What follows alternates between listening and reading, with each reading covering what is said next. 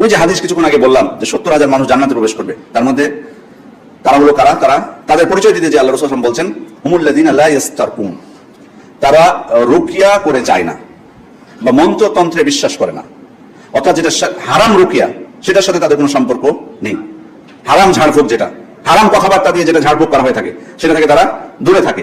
মানে আপনি শুনেছেন যে অমুক ঝাড়ফুঁক করে, খুব কাজ হয়, দৌড় দিয়ে চলে গেলেন, মানে আপনি যাচাই বাছাই করলেন না কিছুই। আপনার কথা হলে কাজ হওয়া লাগবে, আমার অসুখ ভালো হওয়া লাগবে, ওই জিনিস আমাকে উদ্ধার করা লাগবে, এই বিষয় আমাকে পাওয়া লাগবে, ব্যাস ওটাই। কি বলে সে রুকিয়া করে এটা আমার খোঁজ নেই।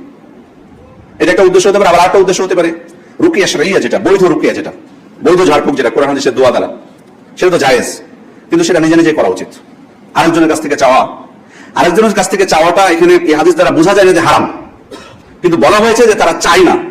কেন চায় না? কারণ আল্লাহর উপর তাদের তাওয়াক্কুলটা অনেক শক্তিশালী তাদের, সেজন্য অন্যর কাছে চায় না। অন্য কাছে চাওয়া যাবে না এমনটা না, কারণ প্রমাণিত হয়েছে অন্য হাদিস দ্বারা যে অন্যর কাছে রুকিয়া করে চেয়েছেন, বৈধ।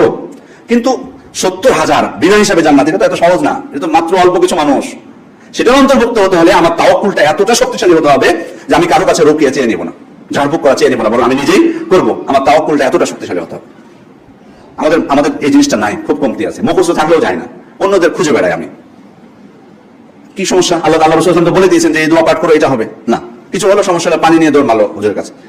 সবকিছু একটু কিছু হলে নিজে কিছু করেছেন, আপনি চেষ্টা করেছেন, যেতে পারেন, জায়েজ না জায়েজ বলছেন না, কিন্তু আপনার চেষ্টাটা কোথায়? আপনি কি করলেন? সূরা ফাতিহা তো আপনার মুখস্থ আছে, সূরা নাস, ফালাক, সূরা ইখলাস তো মুখস্থ আছে, আয়াতুল কুরসি তো আপনার মুখস্থ আছে, সূরা বাকারার শেষ দুই আয়াত তো আপনার মুখস্থ আছে, দোয়াগুলো তো আপনার মুখস্থ আছে, সেগুলো আপনি চেষ্টা করেছেন? বাচ্চা অসুস্থ হয়েছে, জ্বর হয়েছে, দৌড় দিয়ে চলে গেলেন ফু দেওয়ার জন্য, পানি নেওয়ার জন্য।